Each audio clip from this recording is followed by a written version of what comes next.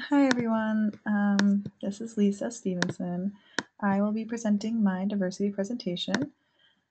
Um, so to begin, we will be talking a little bit about diversity training, what it really is and how it's defined, some of the benefits of diversity training, the challenges, some of the best practices in training, and the best practices in management. Also, I have this little case study at the end that just kind of shows kind of a best-in-class example of a successful organization that has adopted training, diversity and diversity in general. So, what is diversity training? I got this definition from one of the journal articles I came across. Pretty much, diversity training provides participants with awareness, knowledge, and skills to manage differences between people that exist in the workplace. Diversity includes differences in culture, ethnicity, sexual preference, and religion. Um, Elizabeth Eason actually stated in her article that it's been estimated that approximately two-thirds of U.S. organizations have implemented some type of diversity training program. I actually was pretty surprised by this, only because it seemed that there are a good amount of organizations that actually have a diversity training program. I think the issue stems from not really understanding what to do after the program is complete. I think that's where a lot of the conflict and kind of ununiformed issues are coming from. So, talking about some of the benefits of diversity training, the first really is an increased adaptability. You have a variety of solutions to problems, you have various resources that you can go to. It really allows people to be their own, I guess, experts in a way. You have people from various backgrounds that are probably able to deal with different situations in different ways, and that kind of leads to more ideas. A broader range of services to customers. Most companies are catering to customers, so you want to make sure that you have the best available service to the people that you're serving. With a more diverse workplace, you're able to do that better. You have more people to call upon in different situations, and you're more likely to find someone that can relate to that customer better. It brings a variety of viewpoints and creates a more effective workplace.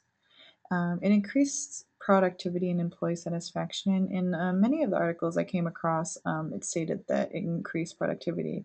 Overall, I think it creates a workplace, like I stated before, that brings a lot more to the table. With that being said, you have a more productive work environment, and with that, you also probably have happier employees. I feel like by having a diversity inclusion program or a diversity training program, you're allowing people to feel cared for, and you're making it known that you want that to be a top priority in your organization. So, as a byproduct, you will get happier employees. So, some challenges and criticisms in diversity training. First, I'll just talk about some challenges. The first really is trust and loyalty. These two, I think, are definitely necessary for training, at least for an effective training. They're certainly hard to obtain from all participants, though, and especially, I think, in today's uh, workforce, we are in a different generation where people are looking out for themselves, managers are looking out for themselves, and organizations really are not as loyal as they used to be. So I think the main thing in diversity training, or in any training for that matter, is just to be able to have that rapport and that trust and loyalty with the people that are participating. Also, you're going to get a lot of resistance to change. Naturally, people tend to be resistant to any type of change, and I think this is definitely something that can be under this umbrella of challenges for diversity training. Um, Also, going off of that, we have poor communication. It's really, it speaks for itself. I think for the most part, people have this, organizations have diversity training, but there doesn't seem to be a true communication to employees as to how they're going to go about this, why they're doing it, how it's going to be used after it's done. And people just don't really know why they should be participating in a training program if it's not communicated accurately. Some criticisms. The one I found was interesting was that focusing on increasing awareness of group differences actually makes prejudices and stereotypes more salient. So really, it's just saying that by actually talking about these stereotypes, it's making them more prevalent. I don't know if I agree with that personally, but I understand where criticisms are coming from in that sense. The next one is that they only last a day or less. There seems to be no follow through afterwards, and I certainly agree with that, especially from my own personal experiences with diversity training. That seems to be the case. Is that they seem to be this one day event, and then after that, you don't really hear much about it. A final criticism is that the goals and objectives of the training are pretty unclear, and that kind of coincides pretty well with the challenges of poor communication. It just seems to be the case where objectives are just not clearly stated, and people don't really know what the purpose of participating in a diversity training is. So going on to best practices, talking about training here, I found something called the contact hypothesis. It's the mere exposure or contact with dissimilar others will increase comfort levels with other group members and discover similarities. So in short, it's really saying that the more time you spend with someone that's different from you or in a different group than you're more likely to uncover some similarities and actually feel comfortable in that environment. The next is diversity, culture, immersion workshops. I'm going to talk more a little bit about this in the next slide, but it's pretty much, um, I came across an article where they do kind of these dives with each other, where they're diving into each other's cultures and talking about where they're from. And really, it's a workshop to really get to know people and where they come from and get to know people on a more personal level. And very open discussion and seemed something that was kind of popular in the bigger organizations. E-learning is kind of straightforward. I've participated in some diversity training programs online, and personally, I don't think it's that helpful. I think it's less engaging than they use other training practices. Just because it seems to be the scenario always seems to be you walk in, you take the training course, and you sign off on it, and you just kind of are doing this computer training just to say you're doing it. You're not. For me personally, I really didn't take much away from it, which is unfortunate, but I found that was the case for me in some of these online training courses. Ethnic and racial identity theory. It's the idea that people progress through a series of stages to develop attitudes about their group and other groups. It's really 3 steps, and I added a 4th step just to kind of tie the 3 steps in.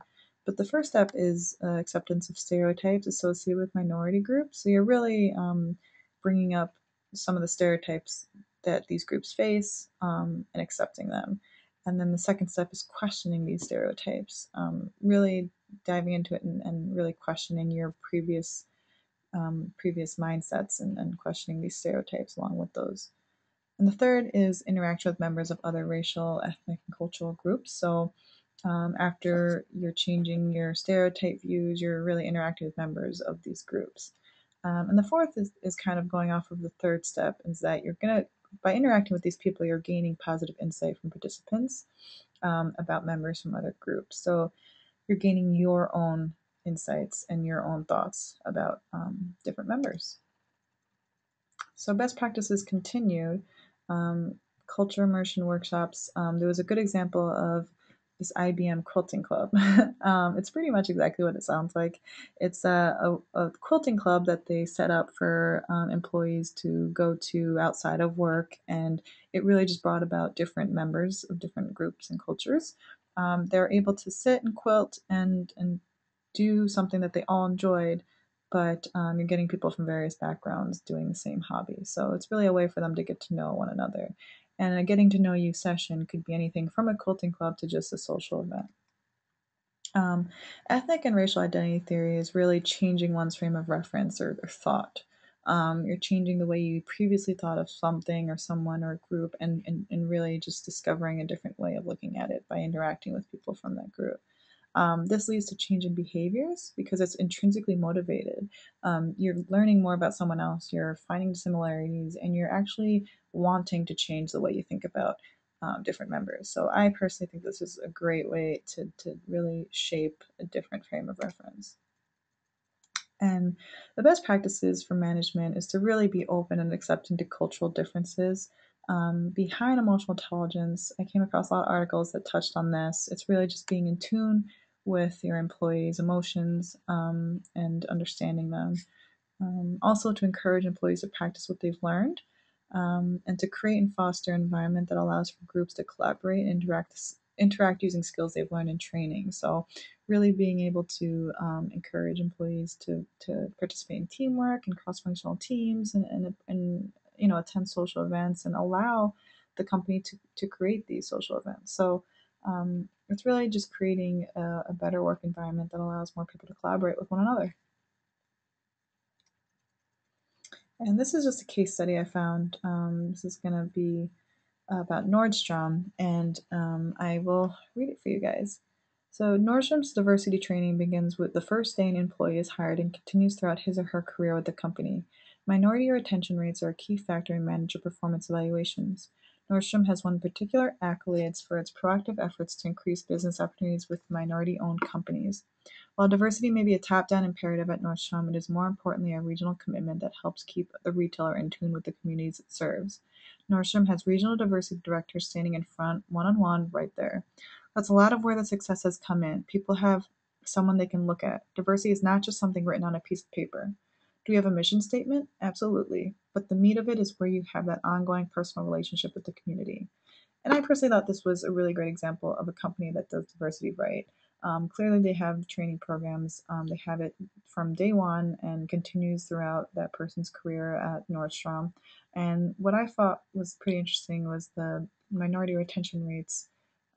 That they use the minority retention rates as a factor in the manager's performance evaluation. So the manager has an incentive to really keep that as an ongoing process in the company. So this, I thought, in general, is a really great example of a company that really adopts diversity and adopts the training that employees go through.